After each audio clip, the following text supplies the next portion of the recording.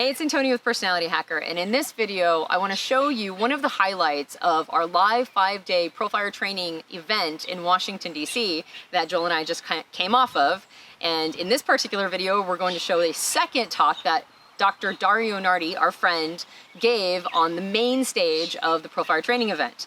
In this particular talk, he actually hooks himself up to the brain scan technology that he uses to study a lot of people from a lot of different personality types. So it was really cool and kind of exciting for our students, and we hope that you enjoy it as much as they did. So this is not going to be a long presentation. This is just a little demonstration. This is a consumer level brain imaging device. So it's, I know the company advertises it can be used for research, but it's a little bit fiddly bits. It's great for demonstrations though, because it's wireless and there's my brain activity right now. But you're seeing 4 different views of things, and this is very different than the diagrams and whatnot that, well, you'll see those when you get the, they're going to get the slide deck, right? Yeah, so you'll see what I did last night in the slide deck. Okay, there are 4 views here, and what's important about these just overall. Okay, so the one that's in the upper left, that's only going to get active if I sleep, and I'm not going to sleep this morning for you all, so don't worry about that. The one on the right that's the most red, that's the one we expect to be most active, and that represents what are called theta waves. That's like very basic routine problem solving. It's when your brain is busy doing things it already knows how to do, and therefore is not really that busy, but it's like all the basic stuff. I'm going to say something, I need to move around, all the things I'm familiar with. That's that upper right. The one in the lower left corner, where you've seen a little bit of red and it's going a little bit in and out, okay, that's alpha waves, it's body connection. So that's the degree to which I'm like bringing up information that's from memory and from my body and incorporating, I feel something about what I'm talking about. And notice when I said I feel something about it, it gets active. Okay, and so red and orange, yellow, those are more active, especially red, that's the most active. And then if it's blue or green and black, then that's less active. So just think more bright colors, more activity in general. So problem solving in upper right, and then diagonally across lower left is that feeling stuff. And you can see right now it's a little bit more on the right side. So this is a bird's eye view of the brain. So that little bump you see on the top is the nose. And in fact, I think I can use the cursor here. Yeah. Notice actually it gets more red just as I'm moving my body around to doing something with my hand. So that's the nose, and then the ears are on the side over here. And then this is this bird's eye view. So this is like left hemisphere analytical stuff. This is like the right hemisphere, you know, more like visual, spatial, artistic, the sort of stereotypes that are there. Stereotypes don't hold up completely, but they're like 75, 80% right on. And notice how I got excited about saying 75, 80%. Is that extroverted thinking, or what? And that's and then the lower right is the least likely to get active, and that's excitement. Okay, that's when there's novelty, when there's learning, and I'm not like, even though I'm giving some oomph to what I'm saying, I'm not like super excited at the moment. So I love seeing you all, but it's not like I'm like at Burning Man or something like that. You know, I just won the lottery. I'm being introduced. Oh, I do like that idea. So yeah, I'm definitely amused there, and a little bit. I don't normally get a little bit self-conscious, but that did that. So there we go. And so those are gamma waves, and that's also like a learning mode that people, because when people are excited about something, they want to learn more about it. And by the way, if you ever find yourself something else that stimulates gamma waves in that lower right, this is from reading the literature, this is not just me saying this, is porn. So if you ever feel like you're bored at work and your brain is not focused and you need to be more in a learning mode, you can boost it by, but do that in the privacy of your own cubicle or whatever it is. But just saying, see, there's the privacy of the own cubicle. I like that too. So and it's real time. Okay, it's showing stuff as it actually happens, because the brain is working every single second, and the transmission rate is just like absolutely perfect. You know, it's the speed of the brain, even a little bit faster. So when I look at people and I'm doing the brain imaging, I'm not using this machine, but a lot of the ideas are the same. I want to know when I talk about a mode, like I'm saying the person's feeling anxious, or the person is connected with their body when they do meditation, or they're just sort of taking it as like a routine kind of activity. Like I said, that ENFPs last night I said ENFPs like those creativity with words, like philosophy oven. That those are going to stimulate the stuff on the bottom, which is the higher frequency stuff. Body connectivity, there's like personal interest in it, there's learning, there's excitement. You get that same kind of information. The other thing I want to know is like what parts of the brain are more active. So you can see some parts of my brain. First of all, the stuff at the very top of those images there. I mean, for the one on top, it's like almost all red. But for the ones on the bottom, we can see sort of like what's the epicenter of activity. I'm from Los Angeles, so the word epicenter makes a lot of sense. Earthquakes and whatnot. And we can see the epicenter of activity is in the right hemisphere. It's stuff that's on the right side, especially looking at both of those bottom views. But even the top view, you see the right side is a little bit more active than the left side. And I like to say that there are two versions of every type, so just to make it a little bit more flavorful, when thinking about typing people, that there's like the technical version and the creative version. It's a little bit like left and right hemisphere, not quite, but we saw that last night with the ENFPs. There was the one that was like in science, technology, business. Those are a little bit more like technical version. And then there's like the creativity, humanities, that kind of thing. So even though my training is as an engineer, I also I'm doing people stuff, and I write fiction and do travel, all of those things. I think it turns out I'm the more like right hemisphere creative kind of INTJ. So I don't have OCD, and I don't have any of those like stereotypical like, I don't know, NJ kinds of like, oh, it must be exactly like this or whatever. Where are the epicenters of activity? We can see, there's auditory stuff by the ears. There's little bumps right there. And there's stuff by the ears, certainly T4. So that's involved with things like voice tone and intention. So if I shift my voice tone so that it's like lower class, or let's say working class UK, like Birmingham, something like that, then there's going to be that little bit of emphasis. I need to tap that part of the brain to know what I'm doing. But I'm pretty experienced in it, so we see it's only a wee bit of red in right there by the right ear. And actually my accent in British is all messed up because it's like three different things that are mushed together and then Americanized. And then I got a little bit of Arkansas in there too. And I don't know what that is, but that's there. And now see, that's active again. And there we go. It's real nice, isn't it?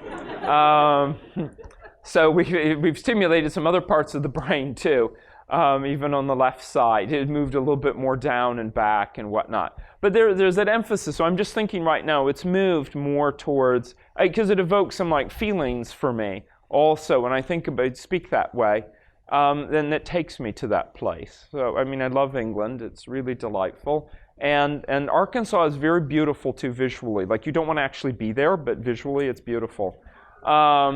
And like the food tastes really good. It's going to make you fat, but it tastes good. So there's that too. So another region that's fairly active, besides the auditory regions, is like the epicenter of activity. We can see is like, it tends to be over, I'm actually pretty auditory this morning in particular, but like this F8 and FC6 region over here that's in the right hemisphere, and it's the same, it's reflected over here, but this is pretty quiet right now. Notice I'm being more analytical at the moment.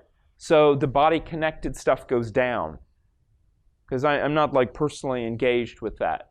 And then right now I'm just thinking of personally engaged, and I'm thinking of like dancing or something, and it gets like a little bit active. It's so fast that it literally like a bleep goes through the mind, which is why when I do brain imaging and people do 20 different activities, I mean, basically in neuroscience you can do two things. Either you just have them sit there with the eyes open for 6 minutes and eyes closed for 6 minutes, and that's very, very standard. Or you have to like keep them really, really busy with lots of different things. Because if you just have them do one thing or two things, then they get biased towards that activity. Or they've tried to use this kind of technology to assess people watching commercials, and they find that's useless because then people's minds go all over the place when they're watching a commercial.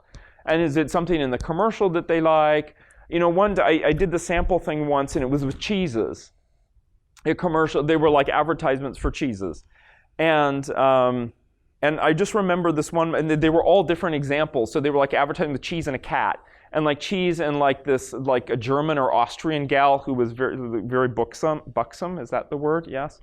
And of course, what do you think people are paying attention to? So one time there's a big reaction to a person watching the one with the cat, and she's like, "Oh, I hate cats."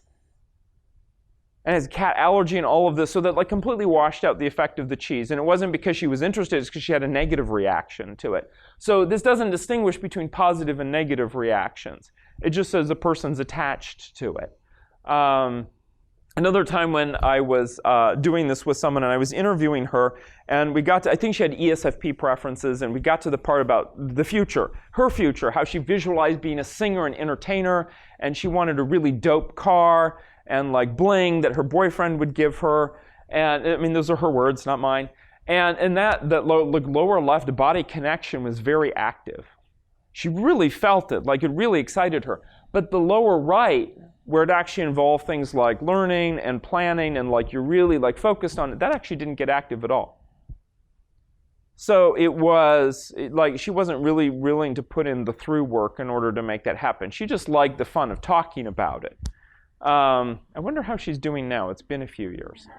So now the thing that I like to do, and I've noticed, I'm just talking and I'm doing my stuff up here, so I'm paying attention a little bit also to the audience and stuff like that. So I'm expecting to be a little bit more right brain. And these regions that are around here are involved with things like concepts and categories, metaphor, and paying attention, this region here in particular, this one here, to the emotional responses of other people in the group. Whatever that group, it could be small group, it could be bigger group. So I'm maybe not surprised. I'm being conceptual, and I'm also paying attention to an audience. So there's context in there as well. And notice the whole time the upper right is red, because I'm still having to pay attention to what I'm doing. But let's say I want to make everything really quiet. I can't always do this really well, but we'll see. I'm going to try and do a little bit of like mind quieting with eyes closed, and then with eyes open. And we'll start with eyes closed.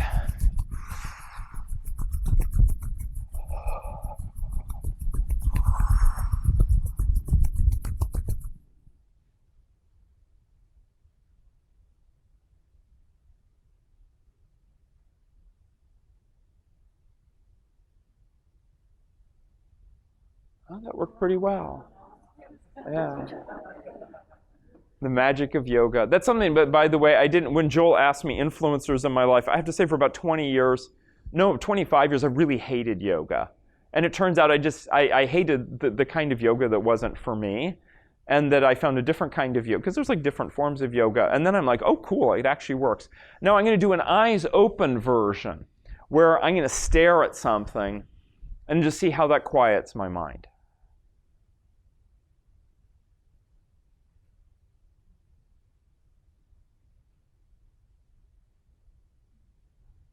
There we go. And that was even with someone was moving in the periphery. So there was a little bit, but just like boom, to be able to do that. So I've used this actually before, during, and after like meditation training kinds of things, and see that people really can, even in a brief period of time, you do a brief meditation training, you come back and you can deepen what you do. So to be able to quiet your mind, and I do encounter people who really find it very difficult to quiet their mind. There's also folks that, so let's say we had like a tennis ball up here and I'm playing with somebody else, tossing the ball back and forth. Okay, that's actually going to make me a little bit nervous. Okay, I have great balance. I'm not necessarily good at like the throwing and aim basketball kind of department. And I'm going to be a little bit, so my brain is going to be on heightened alert. I have other people up here like saying ESFP or ISFP, ISTP, ESTP, and tossing the ball back and forth, and their brain will get like super quiet and relaxed. It's like, oh yeah, it's great. And you can even see on their face, they're relaxed when they're playing. Oh, it's easy. Yeah, this is relaxing. So what allows people to de-stress? They also have them listen to music. Now, you could be listening to like Eminem, and maybe that will relax you, but probably not. I could give you some classical music. For many people, that relaxes them. I have encountered not one, but several ENTJs. Any ENTJs in the room? We have at least one or two. Okay. I've even done this. They were live streaming, and this is the head of the company. He's the ENTJ, and he knows type. Okay, so he's like, yeah, ENTJ. And I'm like, why don't I play some relaxing music for you? because he's documenting this and his employees are seeing this, and it's like a video, like a stunt that they're doing. And I play some classical music, his brain is not relaxed. So I'm like, what do you listen to relax? And he's like, well, like Nine Inch Nails, or like any kind of like death metal, something like that. Just like pure, like, I don't know what he gets out of it. To me, it's like pure noise kind of thing. And so I'm like, I have one Nine Inch Nails song. And he's like, okay, well, let's play that. And I start playing that. And then he's like, no, that's the one that's totally different than the other ones. It's like not like the death metal song. Like, okay, now that's why I have it. So he played something that he had, and his brain just relaxed. And the music is normally the kind of thing people would be like, they're heading for the exit. So it takes all types, doesn't it? And people relax in different ways. They activate their brain in different ways. Some people are much more body connected than I am. Mine comes up and it goes down. And, well, my sensing function isn't that strong, type-wise. Feeling function is pretty strong. And I like to talk about things I'm passionate about. In fact, I found, practically speaking, people pay attention when you're passionate about something. So, and then I would be sad if I was like, like that. But what I did from the meditation is I did focus on my breath and on my body. And that is something that I learned through training. So that's a very nice experience. And then there are other people who get excited very easily. And mine also has a very repetitive pattern to it. But other people have pattern that is not only have epicenter in different places, like in the left hemisphere or in the front of the brain, right at the top up here. In fact, extroverts are more likely to have something that's like right at the top, right up here. And that's their go-to region that gets active first.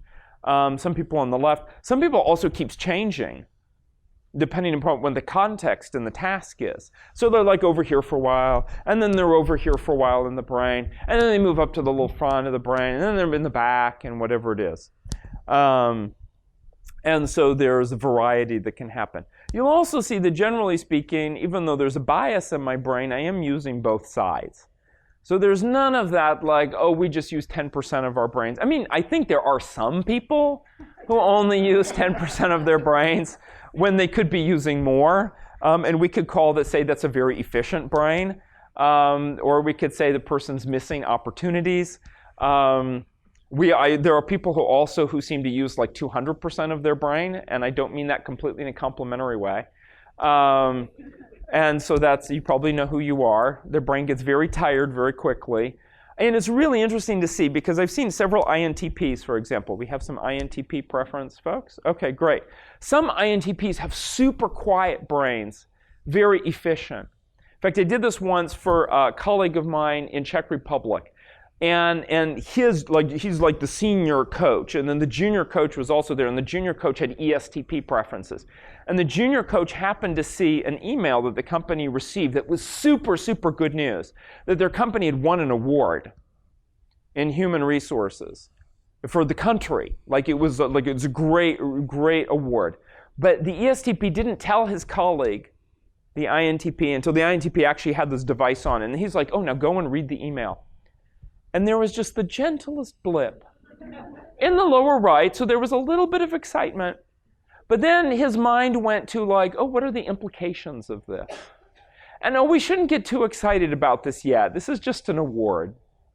And it's sort of like that. It's a little bit self-deprecating kind of thing. I've also found when I look at people in the military, very difficult to get them riled up by stuff. I'm not saying no brain activity, that's not the case. They look more, they're going to look like mine or less. Okay, they actually probably all were introverted and thinking in terms of preferences. But then there are other INTPs, and you've noticed that there's some INTPs who are the very reserved kinds, and it's like they're really focused maybe on the introverted thinking and introverted sensing or whatever. And then there's the INTP, usually like the young millennial kind, who's like talking about like technology and the interwebs, and like you're like technology that hasn't been developed yet, and how they got this Google Glass thing. They're not ENTPs because they're still retreating to their spot, but they're like in love with ideas. It's like really, really exciting when you get them on their topic. And then you see like lots and lots and lots of brain activity. Notice even what happened to me. Like a technology is like a sort of natural, there's some excitement there. And that's a little bit more like they're in their extroverted intuiting mode. and really getting excited in that. In fact, the father of the gal who wanted to be like the entertainer and stuff, he had INTP preferences. And one thing that tipped me off right when I was meeting them is I went into their house and there's like a camera crew and like all of this waiting to film all of these things. Because there's like a psychologist coming in to assist their family because their family is supposed to be like, they have all these problems and the psychologist is going to help them. It's a pilot for a TV show. And this didn't work. Nothing worked. And I'm like, why has nothing worked? And like the TV crew is waiting for the technology to work. And this is like my worst nightmare. No, it really is, because you like bring in the technology, and it's not like I can just start talking, because it's like just not working, and this is like the star. Not me, this is the star. And I'm like, well, it uses Bluetooth. And then the dad was like, oh, I wired every device in the house to be working on Bluetooth. So eventually we had to move the whole family 30 feet outside of their apartment in order to get anything to work. I'm like, who wires their entire apartment in Bluetooth? In fact, Bluetooth is always on the same channel, so that means the devices don't really work properly with each other anyway. I'm like, but he was one of those super excited INTPs who has all these projects. And I'm not really sure the purpose of the projects. He just wanted to see like whether it would work or not. He had this idea that would make it efficient and convenient for his family, but none of them were technical types, so I think it just drove them nuts. And it gave me a heart attack. But then once we figured out what the issue was, I'm like, okay, we can solve it. And so and just to see that. And not only, so that's giving you a little bit of the experience of doing brain imaging and making sure it's good conditions to work with, but also the varieties of people that it reveals and the different modes that we can be in. I think especially for NJ type, so intuiting and judging preferences, we have modes. So we have like people think, oh, Dario, you're so extroverted with people online. You don't see me when I go back to the hotel room. I'm like, now it's time to like curl up in a little ball. And I mean, not literally, but there's that element of like on and off, and then I need more off time. Whereas somebody else, their brain won't tire out as quickly. And so what's that going to look like, when the brain gets tired? And I've seen that. Anyways, any questions? Yes. Wendy, so if I'm understanding the bottom two and so here's my question. Mm-hmm. If you had a test subject and you asked that test subject, tell me about going to the zoo. Okay. Would you anticipate a type difference, for instance, between like SE and NE, where the person was SE, that the body connection quadrant would be extremely red because they'd be thinking about the smells of things and the feel of like all the sensory stuff, and then whereas an NE would be thinking more like, oh, let's hop in there, they're cute, da, da, da, da, and, that kind of stuff would be more on the right hand side. That's my question. Well, right. No, so that's a good question. So why don't I lead you all through like the 6 or 8 things that I basically check off as I go through and do a little protocol with people. Because when it's just like this, I do like 20 minutes and then that's it. The first thing I want to look at is the very front part of the brain here. Is the left or right side more active? And I'm going to be looking at that because I want to know, are they more goal-focused or more open-ended? And so right away, that's going to tell me. And I'm a little bit more open-ended style, and I am dominant intuiting type, introverted intuiting, so maybe that's not a surprise. The second thing I'm going to look at is I'm going to ask, is the brain activity more in front to middle or in, just middle, or like middle to back? And by front, I mean the very, very front. So even though mine seems like it's more in the front, mine is actually in the, quote, middle of the brain. Because the reason is, you'll see that there's like a big hole here that's not covered, by the sensors. And it shows up as red here, but they're cheating. Like it's a lie. To keep it looking good. So we don't actually know. So the front is just like the very, very front. And then the middle so there's like very, very front. And then the middle is more like this area here. And then the back would be like all of this lower half. And I sort of want to know then, is that more likely for extroverting or introverting? And I mean that a little bit more as a trait than as a preference. Because you can have people who are introverts, but like, some people have asked me like, oh, are you one of those like, what is it, not that they thought this with evidence. They're just like, what kind of introvert are you? Am I like the IT type who's like a little bit like Asperger's kind of thing, or like socially shy? I'm like, no, I've never had any of that. Like when I was 5, I would get up on the table and I would sing and all of that. I didn't do that when I was 15, heaven forbid. But there was like, no, I'm more like extroverted introvert as a skill. I can do that as a skill. So that's the second thing I look at. The third thing I look at is I want to know which are the favorite brain regions. And I do different activities with them, so they're not talking, like I'm basically doing one thing here, talking and doing a little bit of monitoring of the audience and thinking. So the auditory regions are pretty active. But we see I have some epicenters of activity, and I pick out like the top 3. And then it says something about the person, and overall, over the course of their whole report, I'm going to pick out the top half of them, and I sort of want to know what that is. Then the thing is, and then to get to your specific question, how much is that lower left region active? In other words, how body connected are they? The challenge is that with your example, is that the person, they're going to be more body connected if they are using sensing or feeling. So I show body connectedness, and I think that's coming mostly from a feeling space, introverted feeling space. So it's my own excitement and my passion for talking about something or not. But so if it were ENFP or ESFP, I really couldn't tell you right off the bat. I would need to tease out a few more things than that. Conversely, like with, say, introvert and thinking preference, when that's really strong, so like ISTP, INTP, I'm not going to see a lot of body connectivity, especially with INTP, because there's going to be this like intuiting abstraction and then not connected to the sensing or the feeling really strongly. Unless you get them on their favorite topic of expertise, and then maybe some passion will come out with that. See, I value expertise. So that is actually the other thing that I do, is which words or phrases did they speak really got the brain excited.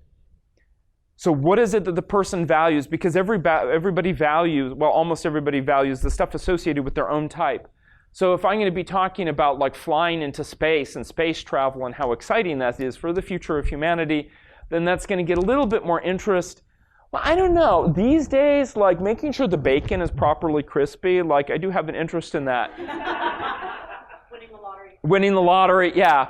So we have to distinguish between like life circumstance stuff, okay, and then the actual things which are betraying some of their values. And as they do different activities, I'm going to want to see too, if we're talking about like philosophy ovens and the cashier of lost souls and emotional housing, which are not really English words or phrases, but if that really gets the person interest, as opposed to them like, oh no, that's not a real thing, then we're going to see what happens with that. So it really is me tagging particular, it's basically like we saw up here, sitting and going back and forth. What is it that really spurs the excitement? And many times the voice tone will also betray that at the same time, but not necessarily. So it's good to see that. I also look to see when the person does eyes closed activity, when they're meditating, when they listen to music, when they do a past recollection. Are they getting connected to their body or not? Or otherwise, how is their brain responding? Also, we do ball toss, and I want to see actually where is their relaxation potential? Because when I work with organizations, the big topic is stress. Besides like communication and teamwork, leadership style is going to be stress, and they want to know what is working for me to de-stress. For some people, meditation doesn't work. Okay, recalling the past doesn't work for them. But listening to music is going to work for them. Or playing ball will work for them. So you started down the eyes open, eyes closed piece. Yes. So what is that telling you? What's the difference? Eyes closed is already known to stimulate body connectivity, either through the actual feeling sensation or recalling the past. Basically, it's increasing the permeability of the limbic system, which I call your cat-dog brain. When you read science literature, they might call it monkey brain or something. But I figure most people don't have monkeys as pets, but they have cats and dogs. So however your cat and dog behaves, like how they are, like they can be vengeful, they can be loving, the things they like, they don't like, they can be scared, they remember certain things, they have bonds.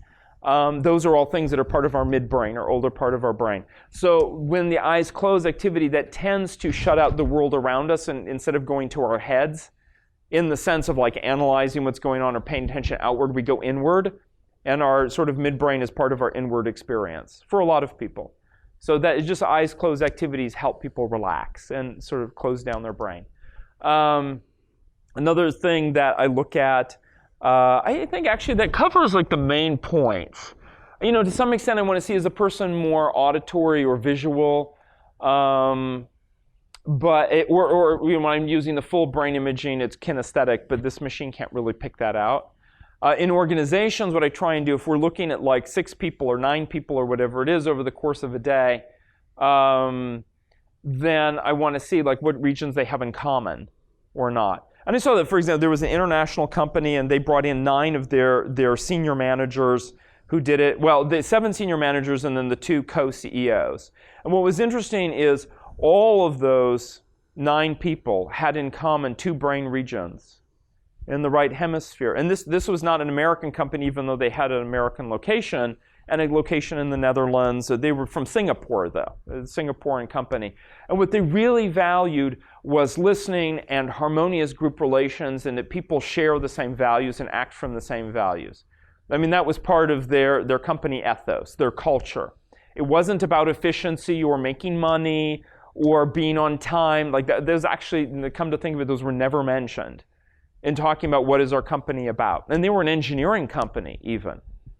And all 9 of them had in common the 2 regions of the brain that are involved in processing social feedback, like emotional, like what's going on emotionally in the context, and then this region over here on the right temple on values and identity. So everybody valued values to some extent. For the more extent, actually, not just some. Yes? So where can you pick up the headset? Well, no, so the funny thing was I was actually inspired to buy this headset several years ago because somebody who knew my work early on, an ENTP, who knows type, and he shot some YouTube videos of himself, and he had bought this for $800, and he's like, you don't know me, but I'm sending this to you, like, what do you think? And he would come and like he brought in some friends to interview them, and they wore the thing. He made sure the friends were different. Well, he brought in an ENFP and an ISFP, and that they were cute girls also, and he was like 20, maybe had something to do with it, but it was really fun to watch the videos, and I saw this like, oh, this is a very different kind of interface and experience, and I thought this would be really good for giving demonstrations. And then he's saying that also in his message. So I'm like, let me buy this, and it's not too expensive. So I bought one of them. I mean, relative to EEG is normally like $6,000 to $12,000. This is like $800. So I'm like, okay, I'll buy this. But yeah, the company is Emotive. I'm not involved with them financially in any way. It's sort of cool technology. It's a little, like I have less hair, so it's easier to put this on. That family that I had to go, and like with the dad who wired everything Bluetooth, what I didn't know is I arrived on the TV set, there was another surprise. They were African American, and the other 3 family members, women, so there's the mom, 2 daughters, and the dad. And the mom and 2 daughters had weaves. Any of you know anything about weaves? I don't. But the weave is like woven, it's like attached to your skull. Like, it's there. And then they're like, oh, put on the brain imaging device. And I'm like, what is this like strap you have under your hair? It's a weave. We made it work somehow. So it's not fantastic for everything, but it worked, and it's sort of cool. So it's cool. Apparently, I do respond to that too. Other questions? Yes? For an amateur profiler, Mm-hmm. do you think this would be more helpful or lead us astray? Would it help us be more accurate, or would it? So I've had some people since then buy this. And one guy, he's in the UK, also ENTP preferences, part of the type community there in England. And he actually does coaching and profiling with people. And he has this off to the side. So the person wears it, and they don't see the screen. And in fact, like the person is like with you and I, right? And this is off to the side, but a little bit turned so they don't see it. And he glances at it. And he's looking for the things I described, especially what is it that gets a rise out of them. And he said a lot of times, like, he's not surprised, but when he is surprised by something that's really useful to know, because when a person is more passive, and we sort of have to ask, like, did that resonate with you or not? And then we hear from some people are like, oh, I'm just going to say yes, to keep you happy. Or the person like honestly doesn't know how to respond. He's like, at least this gives me this extra piece of information. And then I know somebody else in Czech Republic, and we've done the example coaching with this, and he found it very, very helpful. For example, we learned that the NLP technique that he was using actually works super well. Like, it really does get the person's brain to switch back and forth and all of these things. And if you're wondering, the booklet that's in the back, I think the glossy one that's sort of like 8 by 8 inches, that has demonstration in the back that shows this being used with coaching. And type development would be, type profiling would be a part of that. Yeah. So it's I've also used this example when people engage in hypnosis. Anything where it's like good. Sometimes hypnosis is sitting down, but there's a lot of hypnosis activities that have a person like close their eyes and walk in order to create like a spatial map of what it is that they're trying to resolve or experience. And then there's nice little maps like this map here. They wouldn't have this whole thing. It's just on a one page that has like the brain and like different labels, there to explain like which region is helping with what. So it's like a cheat sheet to help the person too. But again, we're talking about skills, not type. So you have to keep in mind sometimes it's like if I looked at this, well, it's really tough today because I've done like medical brain imaging 4 times on myself over the years. And my first couple looked very INTJ-ish. But the last one I did, I would be pretty much begged as an ISFP with high intuiting. And I think that's just because of things like meditation and whatnot, and that slow movement over the years more towards the right side of the brain. And we're sort of seeing that here. I don't believe I'm an ISFP. I've spent enough time with them to know I am not an ISFP. That is a type that is wonderful and does not make sense to me. So there's, I think it could be used with a person who's willing, I think who's good at sensory multitasking, taking in different pieces of information and using it sort of in a basic way. Yeah. Yes? This could be a very telling device when you need to choose, for example, careers, what you want to do, and even relationships. Let's say you put this on and you go like you decide between like who do you like? Mm-hmm. Body. Oh, we do that with speed dating activity. Yes. Yeah. From the machine, especially, and this is not just me, I've read this in research, men betray it more than women. But you'll know who the person likes. And they might even think something is socially acceptable to say, and their brain said something else. Yeah. So, and for career stuff, like giving them different activities, like the math activities, value sort of ethics situation, risk and uncertainty with money, like drawing, there's a variety of activities.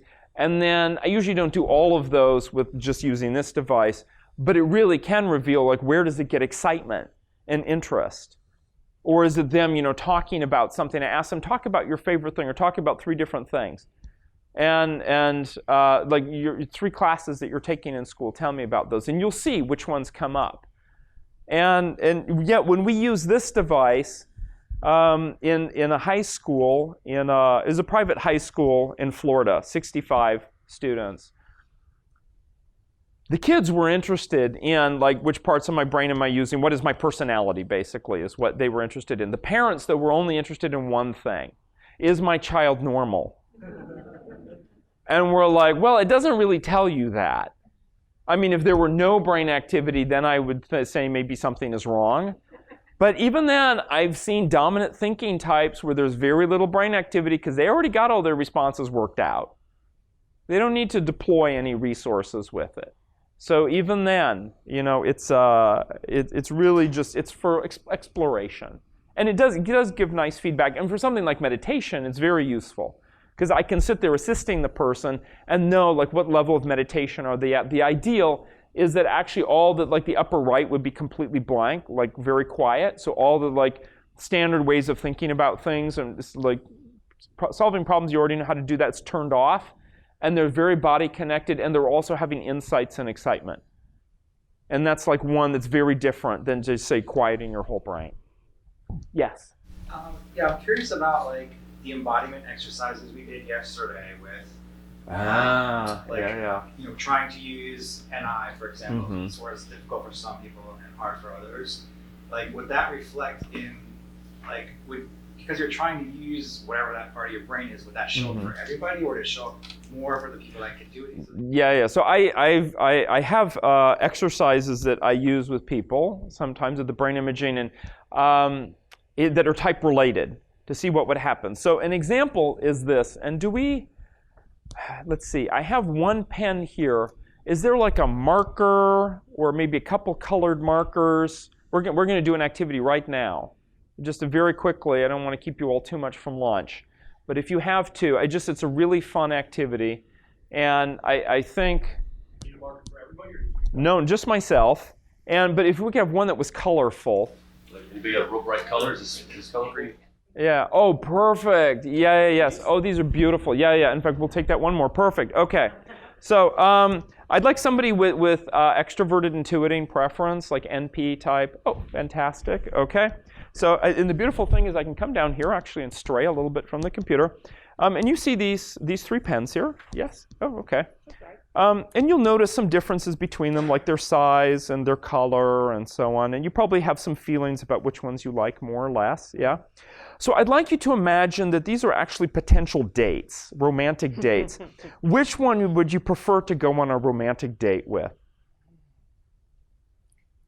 This one, okay. And what is it about this person that appeals so much? It's a strong color. It's a bright color. It feels like it knows what it is and is not afraid to be it.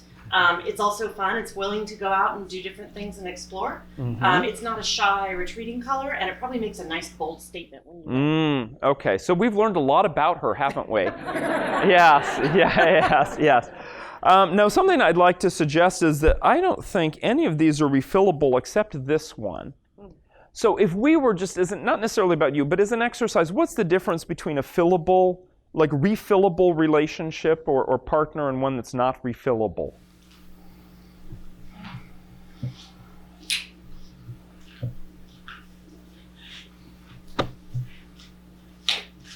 I guess one that's not refillable is going to be somebody who already knows exactly what they think or feel about something, and they're not willing to receive anything more. Like the glass is full. Okay. They don't want to take on anymore. Whereas refillable is more like, I'm open to your idea. I can take in what you say or what you believe or what you think. Doesn't mean I'll own it and keep it, but I can take it in. So now that we've thought about that, how do you feel about these two? Now that I just show you these 2 pens, because this is refillable and this one isn't. Yeah, does that change your thinking a little bit? Yeah, like I'd date this one, but I'd marry this one. Oh, there we go. Thank you so much. Yes. Yeah. There are folks, by the way, who literally don't understand the question. They're like, what? In fact, there was a really wonderful moment. I did this exercise at SpaceX. They brought in their employees and they did this nice little thing, and there was one person who was like always volunteering, had questions and stuff, not an NP type, okay? And so I'm like, okay, let's start this as an example, and he did terribly with it. I mean, he sort of understood, but his brain didn't really go anywhere, he was shy, something like that. And then there was a gal who had been really quiet the whole time, and I'm like, they knew, they used type there, and they know a little bit about type, and I'd explained some stuff. So I'm like, somebody who, was at least intrigued by this. And so she's like, the first time, she's like, I'll try. And she was amazing. And I think she had INTP preferences. And just this, like, the extroverted intuiting, and she got animated and this and that, because there was, like, so much potential to explore here. I mean, and by the way, these could be countries that you could visit. These could be, like, the stimulation for a whole bunch of things. And then it's like, wait, what were we talking about? What were we talking about? So we were talking about that question of whether or not you can shift somebody's brain activity. I tried this with an ENTJ, and he had a lot more left hemisphere activity than right hemisphere. But I really wanted to shift him over to the right, specifically this region called F4, which is involved in the abstract use of language. And even though this happened in Europe, he was, I think he's Australian, actually. And so he didn't have that already British or European propensity for abstract use of language. And he really resisted doing this activity because he's like, they're just pens. Because he didn't see the point of me asking this. He understood the question perfectly. He just didn't see the point. And I pushed him on it. And so it's like, okay, now we do relationship. Now we're going to do this again, but with countries you'd like to visit. Now we're going to do this again with like businesses, and you're thinking of buying one of these businesses. Because he's an entrepreneur. And that was the 3rd time it finally moved over from the left hemisphere. Because the first time we did it, moved over a little bit in the right hemisphere, and then boop, bounced back again to the left. The second time it moved a little bit over to the right hemisphere, and boop, bounced back to the left. And the 3rd time, it actually stayed in the right hemisphere. So I was able to shift him over to a more like, abstract use of humor, abstract use of concepts and categories, thinking a little bit more like, and I would say extroverted intuiting. Anybody can do this activity once they got the message, like, oh, okay, that's what we're supposed to do. So it's not like a definitive thing. The surprise is ruined now in a way. But to shift him over, it took effort, repeated effort. So this is the same thing I learned in taking the acting class, is one of the basic things that we do, and this is like pre-acting. It's not even acting class, it's pre-acting. It's just an exercise to help people build rapport. And you need to repeat back to people what you're doing. And we have to repeat. Generally, we try for 3 times. The first time is just to register it. The second time is to start to form an opinion about it. And the third time is actually let it sink in. And so I would say that, can we shift people using activities? Can we prime them? And I would say yes, but when it's not preferred, the person needs a role model or example. They need to be pushed to do it a little bit more. They need some coaching with it, basically. And don't give up and think, oh, just once was enough to get the idea. But sometimes it can take 2 or 3 times. Because there are folks, the NJ folks, who think, oh yeah, I do extroverted intuiting too. And I'm like, are you willing to do this but in a meeting? Where you already know the goal of the meeting, and wait, why are we doing this? For the NP type, it's about stimulating our thinking, because we don't know what we haven't thought about yet. And maybe this will stimulate some relationships, mental concepts that we haven't thought about. So there's, and then even then I'm turning it into something practical, but that's, maybe it's just for the fun of it. Other questions? Yes? Okay, so let's say that you're being interviewed. Yes. And someone asks you a question, your mind goes blank because of stress or whatever. And what does that look like? And then also, when trying to get to the point of being unstuck. So, the answer's there, but your brain. And so I'm curious as to what that looks like. So there's 3 different ways that could look. And one is that there was an activity I did that was a line activity. So it's sort of like this, to come up with stuff, and it was with an ENFP. And normally ENFPs are pretty good at confabulation, just coming up with reasons or ideas or whatever it is to fill in the space. Like if you owned a fantasy pet, which one would it be? And what name would it be? And the ENFP, you would think, would give you answer really quickly.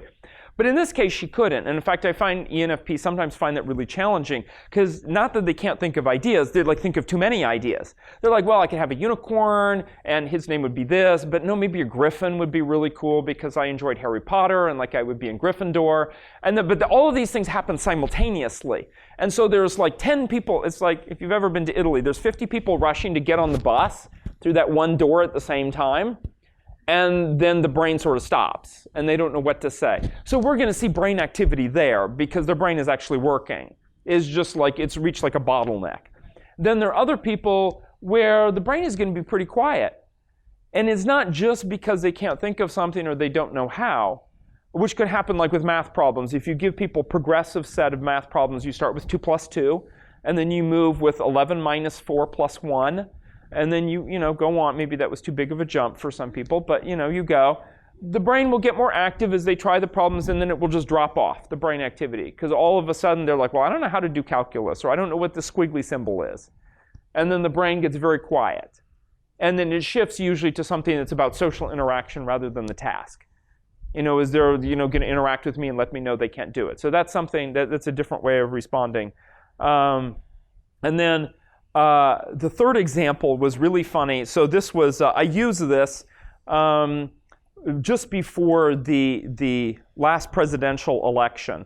And I was hired by Condé Nast it was an advertising company. And they brought in 10 people, 10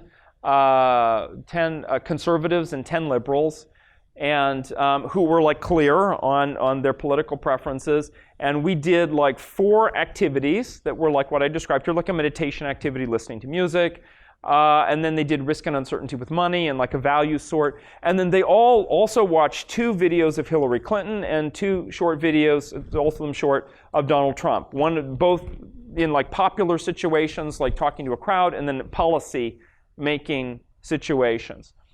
And based on that result that I saw, I put my money down. I have a friend in Ireland who has a pool of betting. I put it down that Trump would win based on those results, because out of the 5 liberals, Hillary Clinton only inspired brain activity and interest in 1 of those 5. And it's already known that voter turnout is very important. And there wasn't that interest. In fact, people even showed more interest for Donald Trump, even if they didn't like him. It still activated something that was there. The other funny thing, which speaks also to your question, is, and that was just the amount of brain activity and how much in general, like in different things. The other one was there was one guy who came in, was clearly like, imagine a hippie from like the late 60s and he just didn't age. Like he came in and he couldn't, one of the things that they ask at the beginning is like, what is your name? Like baseline, like what is your name? Where are you from? How old are you? And he gave his age, and then his friend who had come with him was like, dude, that's not how old you are. And he's like, yeah, it is. Like, I was born in so-and-so, so I'm this age. And he's like, no, that's not right. You're like off by 2 years. Not 1 year, 2 years. And he was arguing, like finally, he just couldn't admit that like he had his own age wrong. And I was thinking that he's probably not going to do good with the risk and uncertainty with money problems. But that was like his brain was active, but it was in like a defending mode, like fighting mode, like he's responding, interacting because he's like struggling to like escape from the embarrassing situation. Like how do you resolve that when you get your own age wrong? Like is there like a socially acceptable way we do that? I don't think that normally happens. So, and especially if you dig the hole deeper, then what do you do? So there was brain activity there, but that doesn't mean that there was like capacity to answer it. So some of it you still have to look at context. I think we have time for one more and then lunch. Yes. This is a little off, but basically with this, a lie detector is more simplified than this kind of system, right? What's that? Like a lie detector would be simple, a simpler version of this, or could this be used in legal cases? So, well, lie detector is measuring something different, but fundamentally they're measuring something physiological. So yes, and this is more sophisticated, and this is like a multi-dimensional kind of thing. No, you couldn't use this in a legal case, and the reason is, and I did for a number of years, take people through a truth and lying activity. And what I found consistently is there was always, I don't know, remember what the final number was. It was somewhere between 5 and 10%, probably closer to 5%. Of people that you could not tell they were lying from the brain activity. They were all dominant thinking types. And they just came up with stuff like that. Normally what's understood for most people is that when people lie, the brain activity goes up because it takes mental effort to like confabulate something, to create something, and to make sure it's consistent with the previous thing that you said and the next thing you're going to say. So it takes effort. It didn't take any effort for them. They were also all male, but maybe that's just a coincidence. No, so it was interesting to go beyond that. I asked them, there was one in particular, and he was very, very good at lying. He did it perfectly. Nobody could guess from looking at the brain activity or even his voice tone. ESTJ preferences. And first of all, he was sort of annoyed with me afterwards because he's like, Professor Nardi, like you totally revealed like he's like secret ability. But then when I was asking, like, are there times, like with an ENTJ, another person who's very good, I said, are there times when lying doesn't work for you? And he's like, oh yeah, he's like, with my girlfriend, like, I don't know what she wants to hear because there's nothing at stake, essentially, in the lying in the activity, and I don't have a preference about what kind of lie he gives. But with his girlfriend, it's very important to know. And what was interesting is this part of the brain up here, which is really important for mirroring other people, like was really, really low for him. So he's like, he couldn't pick up on what is it that she wanted to hear. Conversely, I had an ENFP come in, and she was awful at lying. Like you could tell immediately because there was a glut. She thought of all these different possible things to say that were lies. And like she's like, I don't know what to pick. And so I'm like, it's really obvious when you're lying. And not only do you pause, and like, but we can tell from the brain activity. And I said, are there times, Jackie, when it's easy to lie? And she's like, oh, of course. She's like, with my boyfriend, I always know what he wants to hear. So I think that needs to clarify that context matters. Of course, in a court situation, it is going to be about a real thing.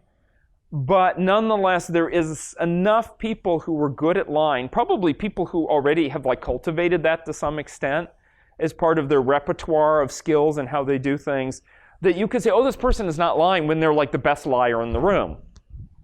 So I wouldn't use it for some, and in fact, I even stopped using it as an activity because of that. Yeah. We probably need to go, don't we? It's 12:30. We want pressing questions, a couple more minutes, but I mean, probably another, like, we can wrap it up. You guys feel complete? Is there? No, I think we feel yeah, one more, and then we'll, yes, yeah. It's actually about you and your brain. Sure. So I noticed that when people ask questions and you're listening, the right bottom one goes like completely dark blue. But when you're talking, it's like brightens up. Okay. Is that like a common thing, like when you're listening, like the excitement one? No. I think that if I were like an INFP, it would be reversed. So my brain would be really active while I'm listening to you. And then I would be sort of maybe hesitant and sort of slow and quiet when responding to things and maybe using a different part of the brain. But it could easily be reversed. That's just me. I'm a much better talker than I am a listener. And that's, yeah. Right. Thank you. Great question. Yes. Let's give Dr.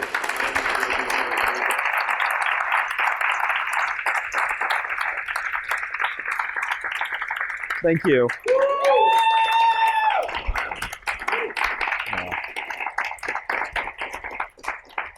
Rockstar status. Yeah, dude. You have rockstar.